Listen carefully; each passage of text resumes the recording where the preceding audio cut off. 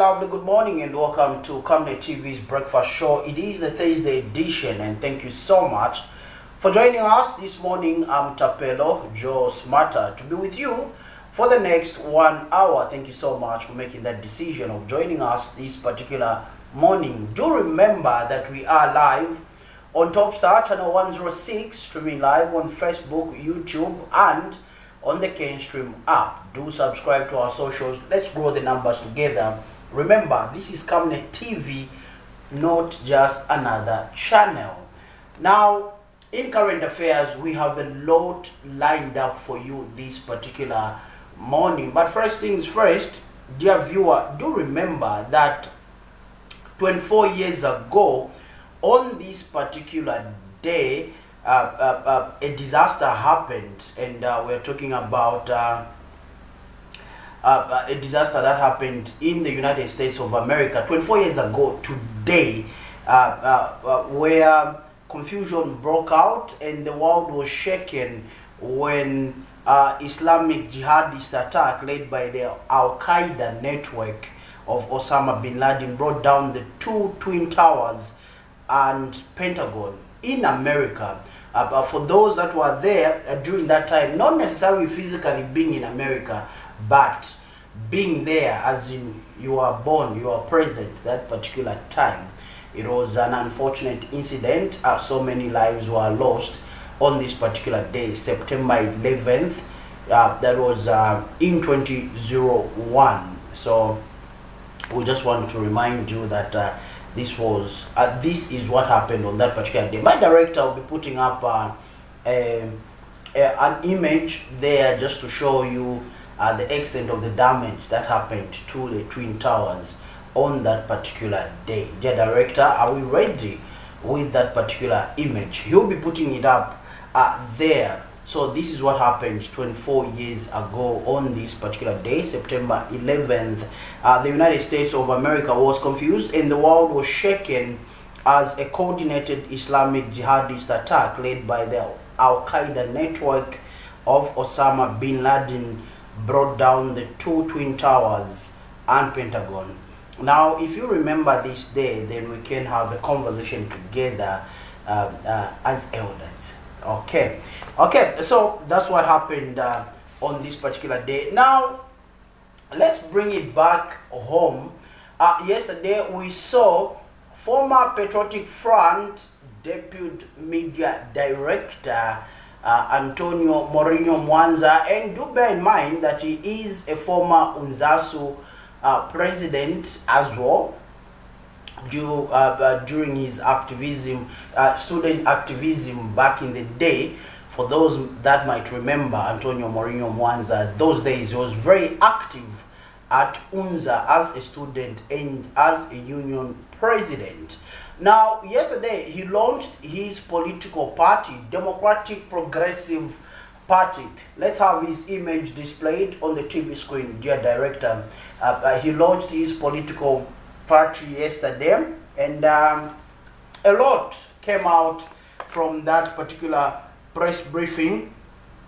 Now, one of the items that came out there, obviously, our roving reporter Chanda Mwango covered this particular story, and one of the things that came out from there was that Mr. Antonio Mwanza and his party pledges 200,000 jobs and to end load shedding.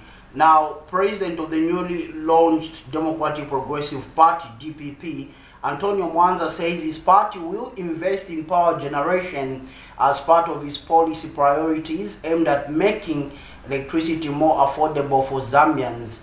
Speaking at the party's launch in Lusaka, Mr. Mwanza urged ZESCO to renegotiate electricity export deals that power remains accessible and affordable for local consumers. Mr. Mwanza also called on young Zambians to step into leadership roles and move beyond being used as campaign tools. He described the DPP as a platform for the youth to to actively participate in politics and help shape the nation's future. He further announced plans to create 200,000 jobs in the financial sector and provide village banking training to 500,000 residents. That's what Mr. Mwanza said yesterday at the launch of his political party, the Democratic Progressive Party, DPP. That's the party of Mr. Antonio Mwanza, and he promises to create 200,000 jobs and also 500,000 through village banking. Now, like always, we threw it to you, our dear viewer out there, our loyal followers, the Cabinet team, the Cabinet family out there, and we wanted to get your views because your views are very important to us. We threw it out to you, and like always, you gave us feedback, a gesture which we appreciate as Cabinet.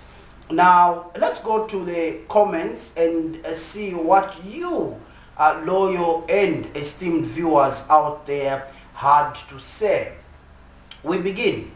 Now, these are some of your comments that came through when we asked you about your thoughts regarding Mr. Antonio Mwanza launching his political party and suggesting that he will be able to create 200,000 jobs, and these were some of your concerns. We already have a caller on the line. Hello, good morning. Good morning, Mr. Pello. Good morning, sir. Your name is and where you're calling us from? Okay, I will get back to that caller much later. For now, let's get your comments. Gilbert Banda comes through and says, when a monkey jumps from a mango tree to a guava tree, he is still a monkey. Antonio Mwanza's announcement of a new political party, Democratic Progressive Party, DPP, must be approached with caution. While new parties can sometimes bring fresh ideas to our democratic space, we must also examine the record of those leading them. Mr. Mwanza was a senior figure within the Patriotic Front, PF, a party whose years in government were marked by widespread allegations of corruption, abuse of power, and disregard for accountability. His role in defending and sustaining one of the most brutal and corrupt regimes in our recent history cannot be ignored. Changing political jerseys does not erase past actions. The Zambian people must be vigilant and not be swayed by mere rebranding. True leadership is measured by integrity, consistency, and service to the people, not by convenience or political survival. As citizens, let us demand higher standards from those who seek to lead us.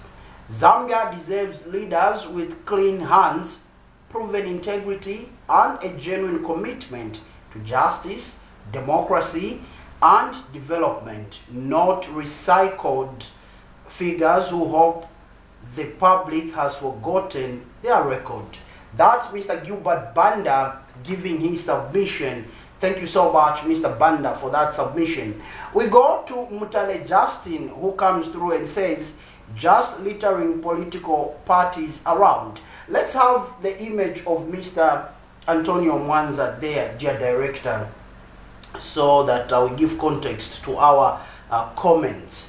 Zach Zimba comes through and says, why should a political party be launched a few months before elections? Where were they all this while? Coming now to congest the ballot papers and adding more work for ECZ officials. Oscar Muzukulu Simuyaba comes through and says, everyone wants to be President Pazedi. Sebastian Nyanga comes through and says, he has a right, only that it's not easy to convince people to get votes. Even just 1% overall is really hard. Nathan Maziopa comes through and says, The biggest problem I have in my country, Zambia, is that we joke a lot. Stanley Maliseni Chisakulo comes through and says, welcome to Zero Community Admin Tembo 2. Add you to the group.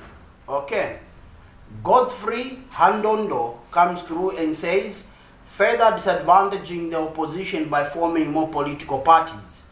Precious Phiri comes through and says, this one, he will be Chilufya Tayali. Okay. Creighton Nachowo comes through and says, all the best, democracy should prevail. Okrasi Mukonga comes through and says, welcome to Zero Community. Sai Kaji comes through and says, I will give him a benefit of doubt. Welcome back, Mr. Mwanza, on a political platform, this time as a president. Let's watch and see. Alex N. Sichilima comes through and says, it's a welcome move. Director of Public Prosecution, DPP, obviously responding to the DPP joining the case of Mr. Malanje and Mr. Yamba. Okay. Nomsa Hamwalima says, he is a changed man now. Jim Stambewe says, a UPN Alliance party, congrats. Neo Edwards Muzo comes through and says, best for you, Comrade Mwanza. Tukali Potri ZM says, congratulations to him, we wish him all the best. Sanga Chilufya says, calls on a friend, tags a friend here and says, let's go join and lead the way. Okay. Mwene Geoffrey Chiva MGC says, we are still waiting for his Katundu to be cut as he promised before 2021 general elections. Okay. David Mwangata says, jokers in the building. Harold Shimwambwamuntu says, for us, as the ruling party, this proves to us how disorganized the opposition parties are, and it makes it easy for us to win 2026. Ivan comes through and says, this man has left Socialist Party led by Membe and formed again his own party. Anyway, he's right, he is a good politician. Moses Salipupe says, another Zero party, welcome. We'll give you zeros 2026 general elections.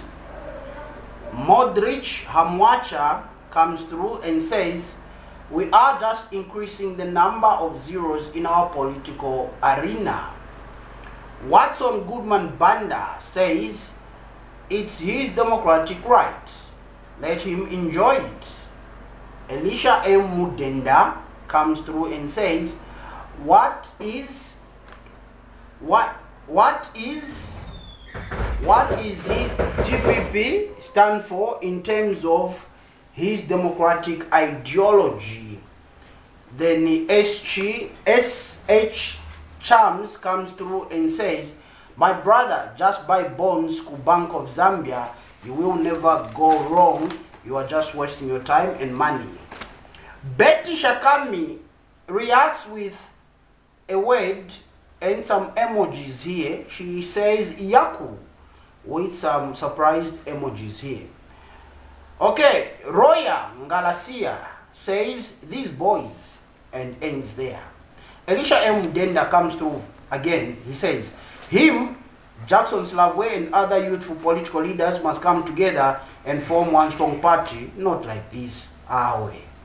Simon Schinga comes through and says, all these guys, their thinking is to be president, not to unite. Mubangamuti comes through and says that party is one of the political parties in Malawi, copy and paste. Frederick Makukula Safule says, I can't say much. Justin Mfula says, we love you, sir. Continue. Raymond Smwawa says such parties don't go anywhere because of inability to mobilize members across. It will be just about him yapping from Lusaka without any messages of hope for the voters. Okay. Oscar Mwewa comes through and says DPP, okay, So these are some of your comments, dear loyal, esteemed viewers of Camnet TV. We asked you, what were your thoughts of Mr. Antonio Mourinho Mwanza forming a political party? You answered, you responded, you gave us feedback, and we'll be reading some of your messages much later, as we are just from reading these particular messages. Thank you so much for those particular comments, dear viewers. But for now, we turn or shift our focus to our guest this particular morning. Mr. Bartholomew Phiri joins us from the Socialist Party. He is the Youth Secretary. Mr. Phiri, welcome and good to see you. Thank you so much, Comrade Joe. Good morning to you. Good morning. Good to have you here. It has been a while. Yeah, it's my pleasure. It has been a while, you know, having some busy schedules. Fantastic. Yeah. Welcome back to Camnet. Thank you so much, and I'm very much happy that I've been given this opportunity. Fantastic. Your quick thoughts. Antonio Mwanza forms a political party. He launches it. He did that yesterday. As a young person, a Zambian, what were your initial reactions when you heard and saw that one Mourinho has launched a political party?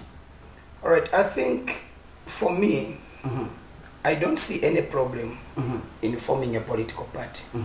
We are in a democratic country, and everyone has that right, meaning that it was not a problem at all. All we can say is just to congratulate him and wish him well, provided the political party was launched to benefit the Zambian people. We have no problem with that. Okay. Personally, I would congratulate him for that. Okay. Let's now go to our segment where we look at different daily tabloids and what they are saying this particular morning. We call it the zooming headlines. Okay, we start with a broadsheet. The Zambia Daily Mail, state-owned newspaper. It reads with a screaming headline, "Giant leaps, more energy." HH says entire energy legislative framework being reviewed for sufficiency. Okay, sub-headline there, HH honored for board leadership in energy sector. Another sub-headline there, pollution compensations await successor findings, Nalumango. Interesting headline there, sub-headline rather. Sector budget analysis progressive. Let's go. I want us to start with the sub-headline for a very important reason. The international media has reported what happened at Sino Metals, the pollution, the damage that has been caused by that particular company. One of our media houses here in Zambia, the News Diggers, conducted a documentary documenting the extent of the damage of what happened when the tailing dam broke, and the crops were affected, aquatic life was affected, and obviously the lives of people were affected. Now, the vice president makes a visit to that particular area yesterday, and she says residents or affected individuals can only be compensated after preliminary investigations are done. Then the 13 million will be. Is it not too late? You are familiar with this particular story. Is it not a bit too late from the part of government? For sure, from the part of the government, it's too late. I mean, it's a bit late. They must be very responsive on this one. They must come in very quickly, because we are talking about people that have been affected here, and it's the responsibility and duty of government to ensure that the people are taken care of. So I think my view is that they are delaying. Okay. Yes, what is needed is that they need to shift in very quickly and ensure that people's lives and then concerns are also addressed on time. Okay. Let me find out from you. According to reports, media reports, some are suggesting that the land that was affected, it will take years for people to begin to cultivate in those lands because the soil has been affected adversely. So there are no crops that can be grown there. And you do recall that when this particular incident happened, people had grown their maize, their crops, and they were affected. So now my question is, are we seeing a situation where politicians are seemingly protecting investors, unlike prioritizing the people that vote for them, that put them into power? Let me get it from you. You are a young politician. All right, comrade, you see, this is where we have a problem. This is why we, the Socialist Party, have been saying that people should first be put in the forefront. National interest first. So, when you are prioritizing the interest of foreigners, then you are not there to save your people. And that is the mandate given to you, that you should save the interest of your people. At the end of the day, you go back to the same people, requesting them to give you a vote based on what? Based on disappointing them. I usually say, when leaders are elected in office, they should never turn themselves to be conspirators or pawns of international capital. What we must do is to prioritize the interest of our citizens first. That is important. So, when you are not prioritizing the interest of your people, then you are not good to be, you are not fit, in fact, to be the leader of your people. Let me ask you this question. As a young politician, why are we seemingly, as Zambians, fishing from the same pond of politicians? Because this party comes in, they have the same habits as the previous one. This one comes in, they have the same habits as the previous one. There's a concern. We got this from our inbox, messages online. If you want verification, you can go there online and find these messages. Some of our viewers are concerned that, look, why are we always prioritizing foreign nationals on the expense of the indigenous Zambian, on the expense of Zambia itself as a country? Why are we always prioritizing foreigners or foreign nationals? Or let me put it this way, why are we always prioritizing foreign investors on the expense of the Zambian entrepreneur or the Zambian citizen? All right. So, when you look at that, comrade, we've said it time and again that the capitalists do not mean well to our local people. The capitalists, they don't mean well to our people. What we need is socialism, meaning that national interest must come first. Okay? Let's look at our independence liberation struggle icons, the likes of Kenneth Kaunda, Nelson Madiba Mandela from South Africa, Joshua Nkomo from Zimbabwe, Robert Mugabe, Julius Nyerere, and many others. You would realize that their interest was their own people first. Okay, they were advancing the interest of the nation first. That era is gone. What we have today is economic liberation struggle that we are fighting for. And we understand fully well as young people that when we're dealing with these things, we need to prioritize the interests of our people. Okay. Okay? So, that's why we have come up with the message of socialism. Okay. Because we believe in collective leadership. What we want is that our people should benefit from what belongs to them. It is not right to exploit your own people. It is not right to infringe your own people. It's not right to advance the interest of foreigners and then neglect that interest of your people. That does not make you a good leader. So this is where we have a problem with the capitalists, and we have been saying time and again that what we need is ownership. People must be put at the center of it. Okay? The good and very perfect definition of democracy, like Abraham Lincoln had put it, he said, this is the government. Democracy means the government of the people, by the people, and for the people. Meaning that the government should be put there by the people. it must be there to serve the interests of its own people, and it should belong to the people.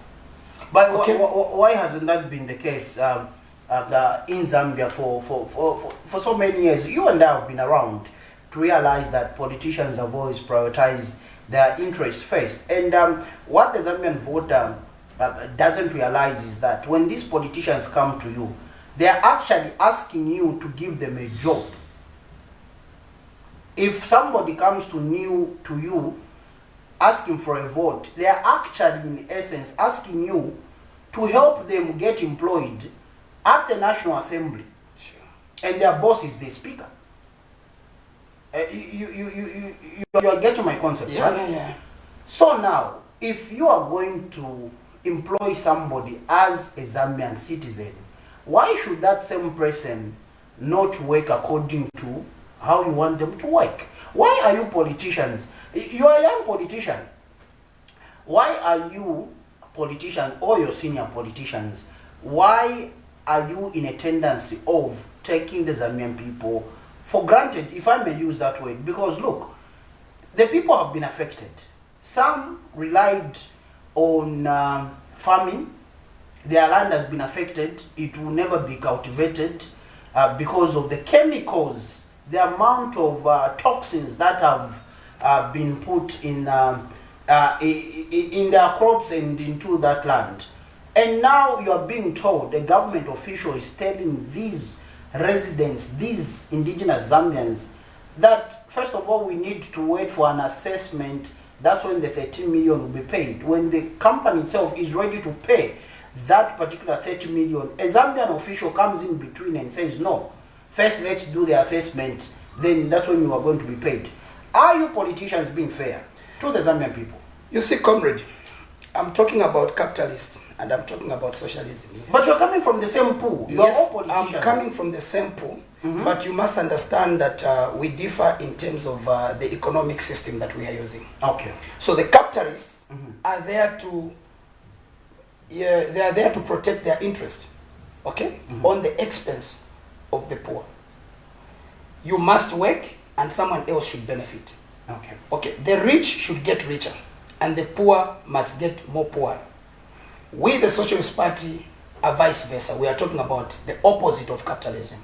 We are saying those that are simply investing should harvest from their invest. Okay? The Zambian people, they should benefit from what belongs to them. This is our message. What we don't want is a situation where we are exploiting our people.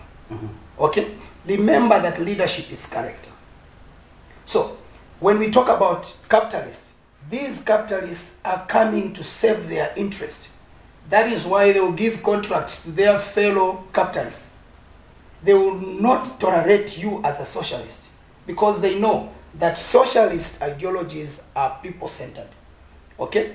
We have centered and crafted everything and given it back to the Zambian people. Even the manifesto itself, it is not generated by a political party. It's generated by the Zambian people. The people themselves should tell us what they want us to do. Okay? That means you are a servant. But when you come in and begin to dictate to the Zambian people what you want and how you want this land to be, this country to be run, then it means you are not doing in favor of the Zambian people. Let me ask you are this totally question. different. Let me ask you this question. Because from the messages that we're getting out there and the sentiments that we're getting on the ground when we interact with the ordinary Zambian citizen, is that they're fatigued with you, the politicians. You tell them you're going to change their lives, let them vote for you.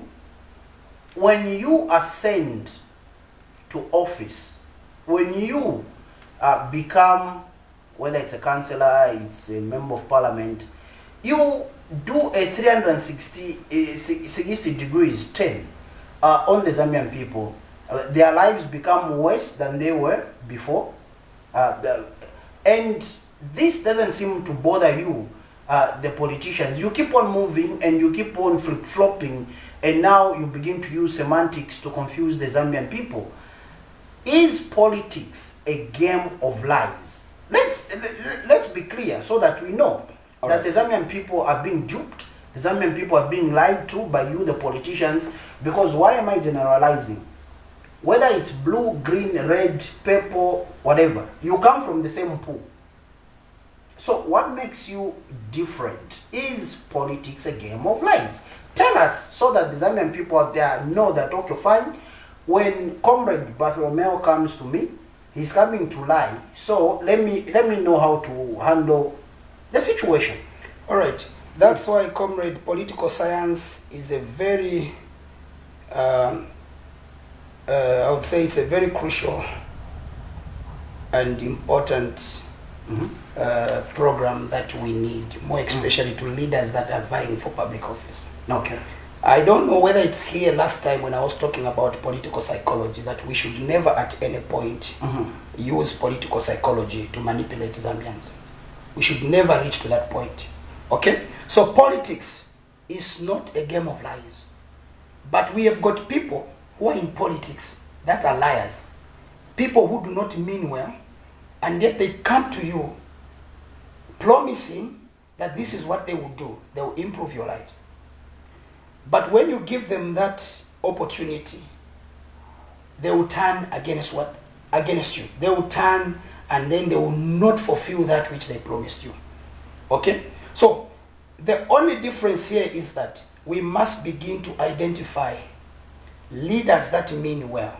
I'm just from mentioning that leadership is character. We should also look at the character of these leaders that come to us. Okay? Let's not just be taken by promises and all that. Let's also look at, is this party engaging with the citizens? Do they prioritize our interest first? Okay? They'll come to you with a message of socialism. They'll come to you with all these fake terms they will use, social cash transfer, social whatever, trying to blackmail you to show you that they are indeed committed to bring about development, and yet they are not. That's why we, the Socialist Party, have always told the Zambian people that you cannot govern in isolation. As politicians, you isolate yourself from the public, from the people. You can't. Let me find out from you. Is it a human thing, an African thing, or a Zambian thing, where once you are given an opportunity to serve in any capacity, you suddenly become the alpha and omega of knowledge? You know it all. Civil servants, those that we interact with, have complained to say, look, this is somebody, not in this government, in the previous government, in other governments. We've had these concerns. A PS is brought in to into this ministry as permanent secretary. Then all of a sudden, they know everything about this ministry. They want to disregard the directors they found there. They want to disregard the personnel they found there. They suddenly know everything. So my question is this a human thing? Is it an African thing? Is it a Zambian thing? Is it an ignorant issue where you feel you know everything because you've been put into that position? You can't get advice from anybody. All right, comrade. First thing is that it is foolishness to think that you know it all. We have said and made it clear as Socialist Party that we cannot, politicians alone cannot govern this country. Governance should never be mounted on politicians alone. Okay? Civil society organization, they are also inclusive. Traditional leaders, religious leaders, or even common Zambian citizens, they are also key to governance. Dr. Membe usually says that in Tungulushi, Stunguru Rafi, but abateka abantu. Okay? Meaning that when you are given an opportunity to serve in a public office, it doesn't mean that you know it all. You have just been advantaged to be given that opportunity. But now, a good leader is a leader that listens to what people are saying. A good leader is a leader who listens to advice. A leader must be advised. Okay. That's why even presidents, they have got presidential advisors. If a president or any leader is not being advised, then he is not a good leader at all. That's why we have said governance cannot just be mounted on politicians alone. No. We need traditional leaders. They play a vital role in our society when it comes to governance. Traditional leaders also play a vital role. So we are talking about collective leadership. We are talking about social responsibility.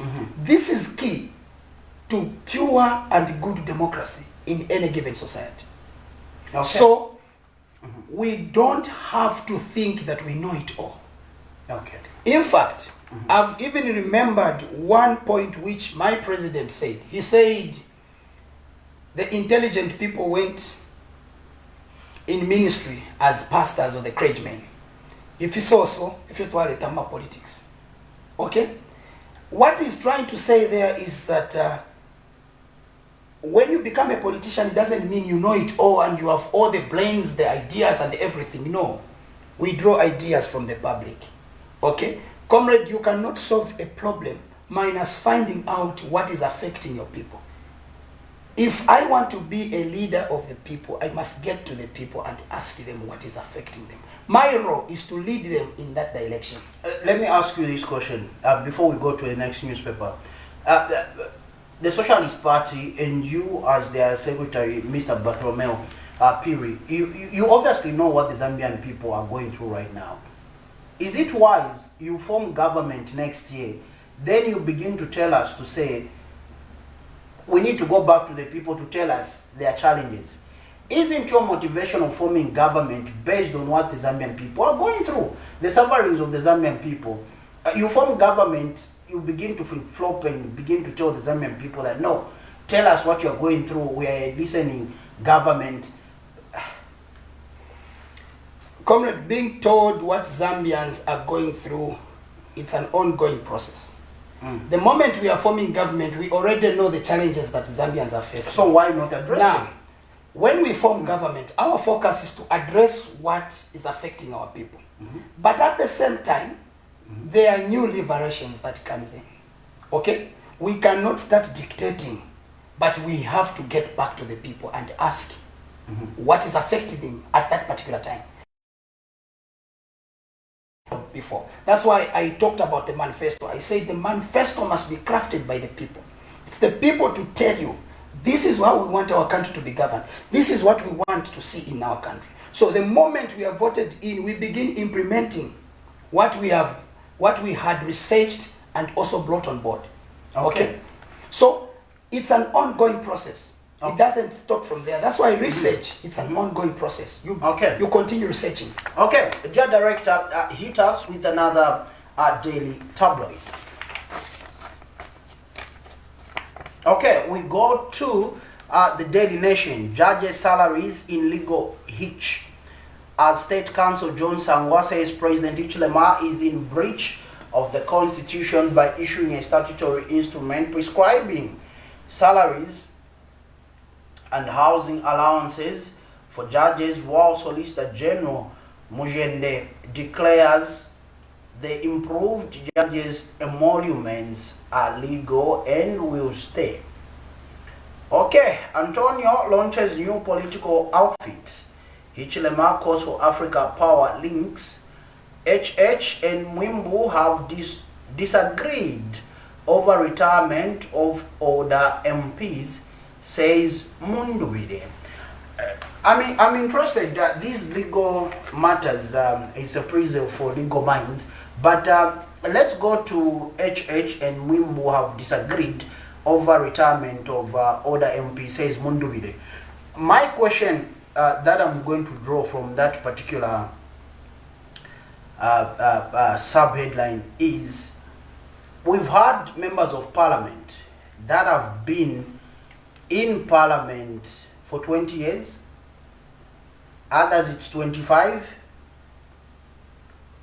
Their lifestyles have changed, their bank accounts have changed. However, one thing hasn't changed: their constituencies. When we come to the performance of CDF in some of these constituencies, for these particular members of parliament that have been in parliament for so many years, the performance of CDF is close to 0.01%, or 0% altogether. Now, there's the issue of Bill 7, and in Bill 7, there's that particular clause which talks about extension of members of parliament's term, that the term has to be exactly 5 years, not 4 years and some months, but exactly 5 years. Let me ask you this question.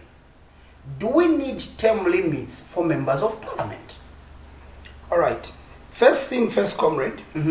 When you look at the issues of term limit, the first question we should ask ourselves is, what guarantees a second term first? Okay? Zambians, they know what guarantees the second term. What guarantees the second term is the performance, how you've performed in the first contract that you were given. Now, this is 4 terms. Somebody is not performing. So if it is 4 terms and somebody is not performing, why not remove such a person? So why shouldn't we, why can't we have constitutionally term limits? If the president has got term limits, 2 terms, if the mayor has got term limits, only 1 term, why can't members of parliament also have term limits? What's so special about them? All right. So I was saying, what guarantees a second term? It is the performance that you have performed, how much you've performed. Then coming to the issue of term limit, I don't see any problem in having term limits. Why? Because we need fresh ideas. Okay? We need people with fresh mind, fresh ideas that can also contribute. I don't believe that one person can manage to do everything. No, I don't. Okay? So when it comes to the issue of term limit, personally, I don't have any problem with that. But what I was trying to bring across, I was also thinking on the other line to say, what if that particular person is doing good to his constituents? They can be in an advisory position. You can advise the other MP that comes, offer them advice. Yes, that is true. You can offer advice, but we need to understand again that offering advice is different from having an influential position. MPs are influential, but leadership shouldn't be in perpetuity. Yes, leadership shouldn't be in perpetuity. That's why I've said I don't have a problem with the issues of term limits. But we need to be very careful on how we come up with this term limit. Okay, so the president has got 2 terms. Sure. 5. Why should an MP be in parliament for 20 years, 25 years, 15 years? Why? All right. So the president has got 2 term limits. That's a different thing. How? When it comes to, I'll come to that. When it comes to members of parliament, it's another different thing. Okay? A member of parliament presides over a particular constituency. A president presides over the entire nation. Okay? Therefore, it will be very unfair to have a president that can lead the nation forever, 3 to 4, 5 terms. No, how is it unfair? How is it unfair? Our friends in China are doing it, and they are performing very well than most African countries. Look, comrade, Zambia included. the governance system. When you raise the issues of China and Zambia, we are going to look at the governance system, which is very different with what we have. We can adopt it. Okay. Yeah, we can adopt it. That's why we are talking about issues to do with socialism, but of course, democracy should never be thrown away. Okay, so let me ask this question, Mr. Phiri. The president presides over the country. Sure. National agenda. A member of parliament presides over a constituency which he rarely visits, number 1. Number 2, some parts of that constituency he doesn't even know them. This is a member of parliament.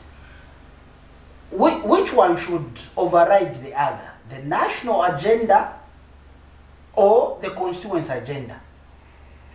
All right, so when we talk about which one should override the other, when we are talking about the national agenda, it is for the entire nation. Exactly. A member of parliament is a representative of his local people within that community, the constituency. Okay? Meaning that when he's presiding over within the constituency, he delivers what people are telling that person. Rarely. Rarely. Because why is it rarely? Because number one, today we have seen that these offices most of the times are closed. Okay? When you get to these offices, you find them closed. And when you ask, you find that maybe, for instance, is busy with other appointments. In this case, I would talk of maybe he's a member of parliament, and at the same time he's a minister.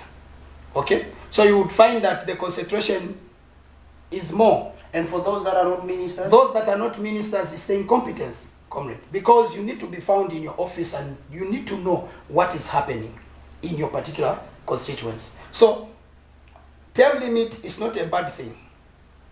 We must get that right. Term limit is not a bad thing. But the way we come up about it, we need to be very careful.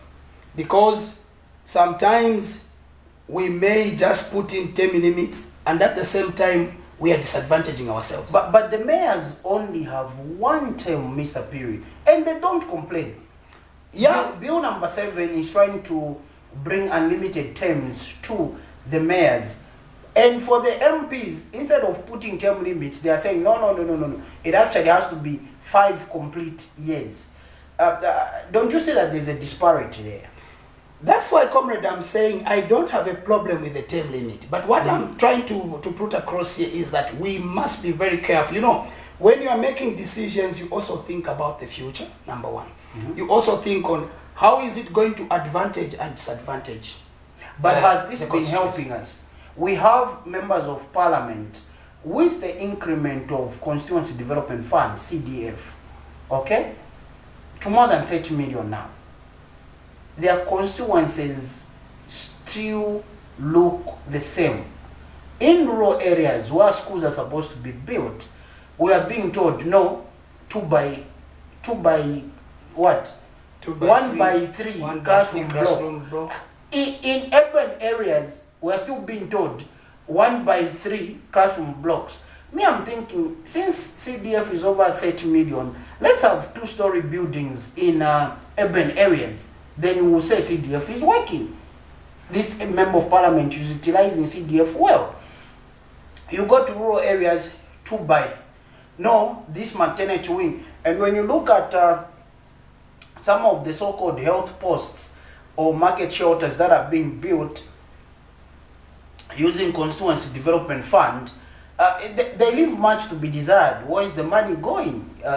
Who's benefiting from this Constituency Development Fund when these councils are brought at the Parliamentary Accounts Committee on Local Government to account for these monies? The only way that is common amongst all the local authority is sorry. We misused, we misapplied the funds. So are we taking governance of this particular country seriously, or the model that we've adopted to govern ourselves is entirely failing us as a people? That's why we have talked about change of governing system. What we are lacking is transparent and accountability. Okay? If monies have been delivered, delivered for what? There must be an intended purpose for that money. Has it been utilized? No. That person should be held accountable. Okay? So these things, comrade, they are not even difficult. You must hold accountable those people that have been given that mandate. And then you must audit them very well to understand how they have utilized the money. When you talk about auditing, there's the Auditor General's report, there's the Financial Intelligence Center report. And these documents are state documents that are in public domain. They are showing you glaring corruption activities that are currently going on in this country that you call poor, in this country that you say the coffers are empty. Money is leaving this country on a daily basis. As we are speaking right now, somebody is siphoning money out of this country. Then you come back to the Zambian people again as a politician and tell us to be patient. For how long are Zambian people going to be patient with you, the politicians? All right. So I was talking about lack of transparency. I was talking about lack of accountability. Okay? I've just touched on issues of auditing, which is also a crucial thing that falls under accountability and also transparency. And I told you that the Auditor General's report is released every year. The Financial Intelligence Center report, FIC, is released every year. So we are talking about corruption. Yes. Because you touched on issues of corruption. Yes. The question is, what are we doing about current corruption? Mm-hmm. Okay? What are we doing about the current corruption that is happening now? Mm-hmm. We have not taken it serious. How do you expect the country to develop? It's impossible. Okay? So, there is lack of political will from the side of the government. Don't we have institutions of governance that can work independently? I hear you politicians saying, no, we need political will, we need political will, we need political will on that one. Don't we have institutions that can work independently? I hear now the Anti-Corruption Commission wants to establish a radio station. They want to establish a radio station so that these cases can be reported, whatever that is. However, my question is, first of all, Anti-Corruption Commission is a state-owned institution, right? They have these state medias. Why aren't they using them right now effectively to communicate matters that have to do with corruption, sensitize people about corruption? That's number one. Number two is we already have institutions, the Drug Enforcement Commission, the Anti-Corruption Commission itself, the Zambia Police Service, the Auditor General's office, the Financial Intelligence Center office. Are these institutions not good enough for us to act independently? We detect corruption, okay, we come for you, we arrest you, we hand you over to the police, whether you are a serving minister, former minister, about to be appointed minister, whoever you are, provided that you've dipped your long fingers into public coffers, the money that belongs to the Zambian people. You need to be brought to book. Why can't we see institutions of governance working independently without any interference from any politician? So again, comrade, we are talking about the issue of prioritizing national interest first. If national interest has been prioritized, what you are talking about now is going to be dealt with. But when you don't advance national interest, all you are interested in is to see that your pocket is full. The people that sympathize with you are having a hand in it, then you are comfortable with it, will still maintain the same trajectory. Okay? That's why we are saying what we want is that people must be put at the center of it. You're just from talking about these institutions being private. Okay? They need to operate privately without any interference. We are talking about matters of constitutionalism here, where there must be separation of power from all the three arms of government. Okay? That's why we have got the judiciary. We have got the legislature. We have also the executive in charge of policy making and all that. Then the legislature should be there to make laws. Judiciary has to interpret the law. But you would find here is a serving minister who is under investigations for 4 years, 3 years, he's still being investigated. And yet, past corruptions have been investigated on a very fast track. Others have been jailed. That's lack of political will.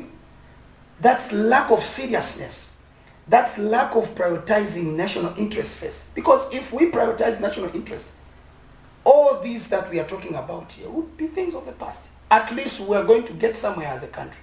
Okay? So we need leadership that is so serious to deal with these matters.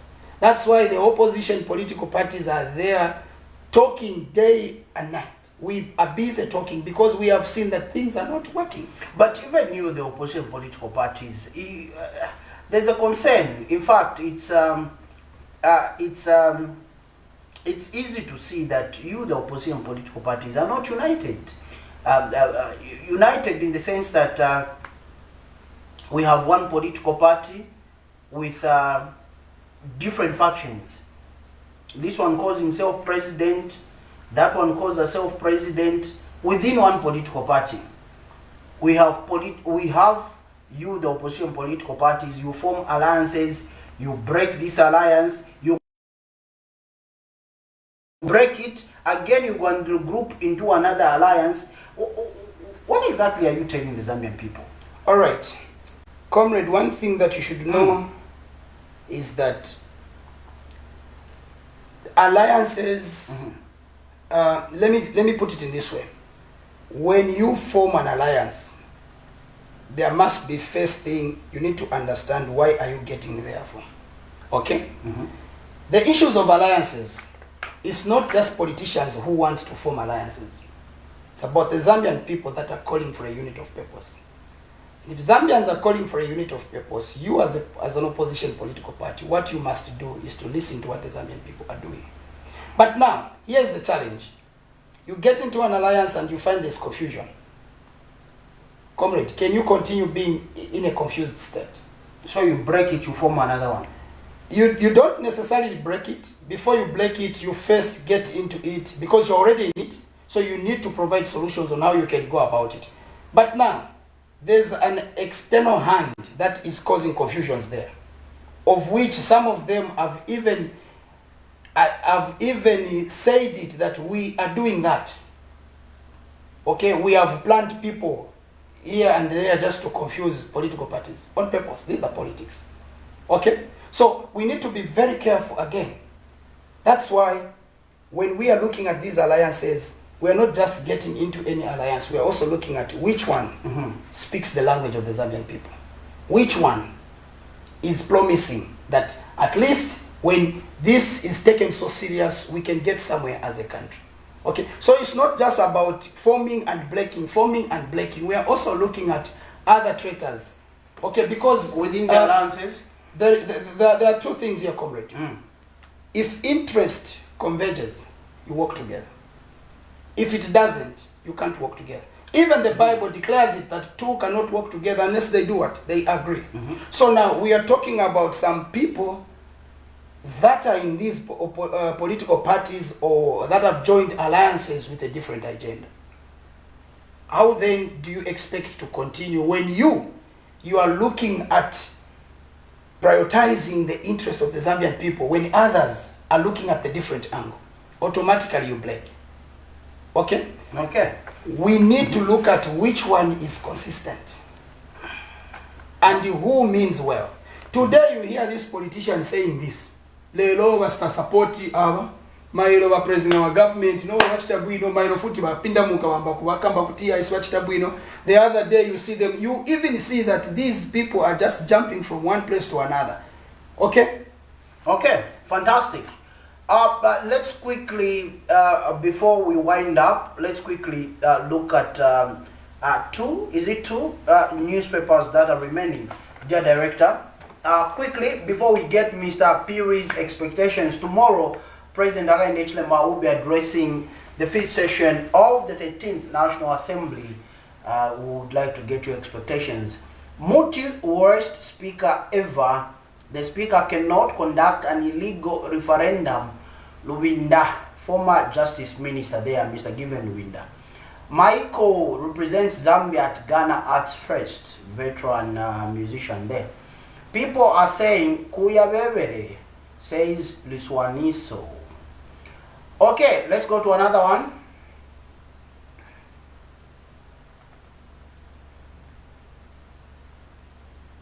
Which one is the last one? Okay, the news diggers. 3,500 workers face job cuts as Ministry of Health announces it won't renew contracts under US aid. So unfortunate. Antonio launches DP party, vows to put youths in leadership. Pafwa Bantu, Pashala Bantu, allow us to mobilize. KBF appeals to Lungu family. HHSI on judges' salaries undermines judicial independence. Sangwa. We value China friendship, but Zambian safety comes first. VIP. That's a statement I wanted from the Vice President. We value China friendship, but Zambian safety comes first. And we are looking forward for the VIP to expedite the payment of the families, individuals that were affected by Sino metals polluting their crops, their land. We hope the VIP will expedite that particular process because this falls under her office which is Disaster and Management Mitigation Unit. The DMMU falls under the Vice President's office, and we hope the Vice President is on top of things to expedite that process, that Zambians are compensated fairly by that Chinese company that has polluted the land and their crops, and obviously the Kafue River. We hope compensation will be done before the end of the year so that they prepare for the next coming farming season. They seek or look for land elsewhere to cultivate. I like that headline. We value China friendship, but Zambian safety comes first. Thank you so much, Vip, for that particular statement. Now, 3,500 jobs are going to be cut. Those are livelihoods. Those are breadwinners. Does it mean that government does not have a plan for these workers? So you see, comrade, Because they need to be swallowed up or be given something to cushion them. These are Zambian citizens. These are breadwinners, husbands and wives. so you can see that the UPND government were boasting about employing health workers, in short, in the civil service. They were boasting about this. And today, 3,500 jobs cuts off. Via USAID. Yes, but these are civil servants, am I right? They are not really civil servants. They were on payroll under USAID programs. Okay. They are not civil servants. They are not entirely civil servants, but they are working in the Ministry of Health. So you can work under the Ministry of Health, but you are paid under USAID. You are attached to a Ministry of Health, Yes. but you are paid under USAID. So you are not a civil servant per se. All right. Though it has not gotten into details as why these jobs have been cut off. This is Trump, American President Donald Trump has Yeah. restricted aid to some African countries, and that Zambia much I'm happens to aware be. of. Yes. So Okay. that's why those. So now, when you look at all this, it should be a wake-up call to the Zambian government that we need to create more jobs. Okay, I wanted to be talking about job creation in the Ministry of Health, like the president has been talking about. But now, they have restricted themselves to civil servants employment or recruitment. And no, not everyone can become a civil servant. Not everyone can become a civil servant, but we are talking about job creation. It doesn't mean that job creation should only be restricted to civil servants. No, even entrepreneurship should be taken so serious. Okay, so this should be a wake-up call to the government that civil service is not the only job for your people. There are a lot of things that government can do to create employment. You can also promote entrepreneurship. Okay, so we should never be restricted to civil service employment. So all these, you are employing people based on foreign aid. It cannot work for your people. Okay, we must be self-reliant, self-sufficient to ensure that our people are taken care of, our people are given the jobs. Okay, so we must prioritize entrepreneurship. In fact, all of these things that we talk about, it's entrepreneurship, including government institutions, it's entrepreneurship. Because here the government has maybe an industry. It has formed an industry, has employed people there. What is that government doing? It is listening. Okay. So at that particular time, government becomes an entrepreneur. Okay? So we need to prioritize entrepreneurship. That way we are going to create more jobs. Even the Ministry of Education itself, it can be an investment, it can be an industry on its own. Today we've got a lot of foreigners that are coming in to learn in our local institutions that are private owned. We talk about this Sunshine University, Eden University. You will see a lot of Zimbabweans have come, a lot of Kenyans have come, Tanzanian, Malawians, everybody. They are coming in. Now you can look at it, if government was going to prioritize that and create the Ministry of Education as an industry, don't you think we can create more employment? Yes, we can.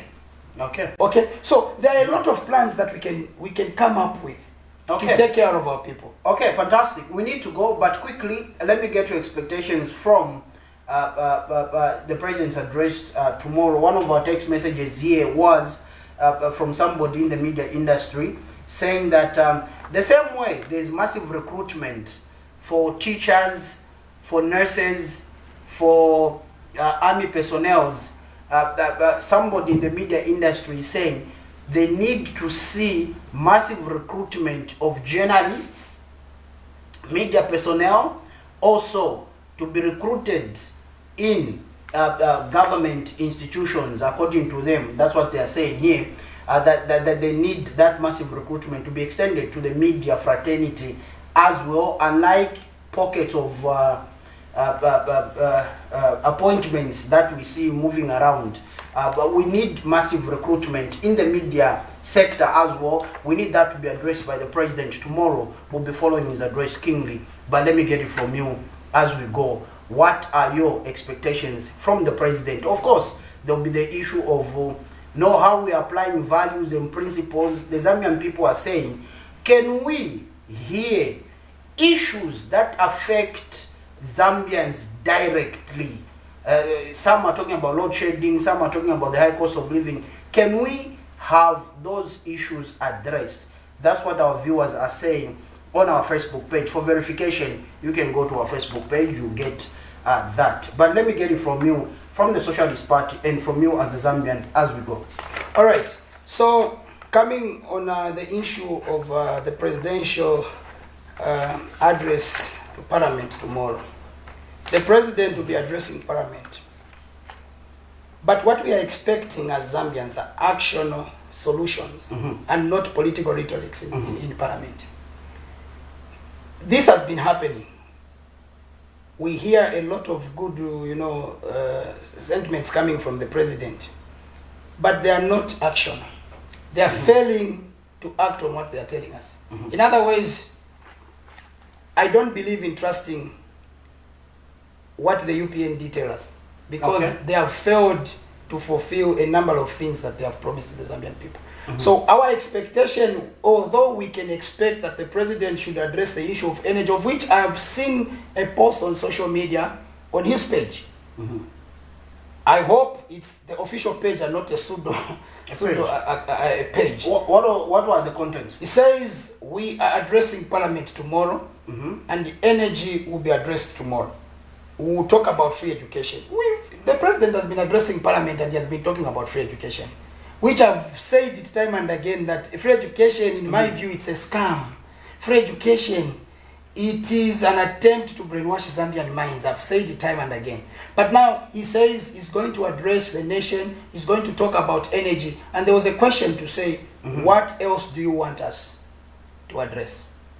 So when I arrived to that question, I was asking myself to say, does the president don't know what he needs to address in Parliament? Because from that question, his handlers can come on our Facebook page to find out what people have been saying, so that now they craft his speech very well. They can give beautiful and good speeches, but I'm talking about actionable solutions. What are the solutions that the New Dawn has to end load shedding? What solutions do they have to reduce the high cost of living? This is what is important. Okay?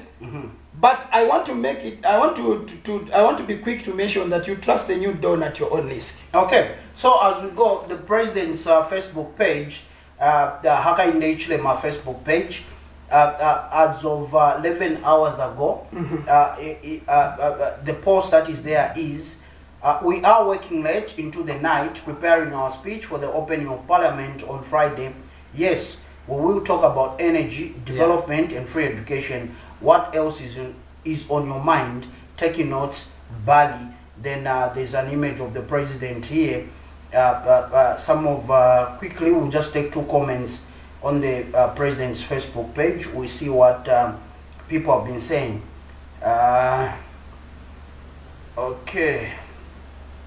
Eugene Mlenga says, do you need to work so hard to write just a speech, boss? How? Why? Odessa Smwale says, transfers for couples to urinate hasn't been effected. It hasn't been effected, this particular one.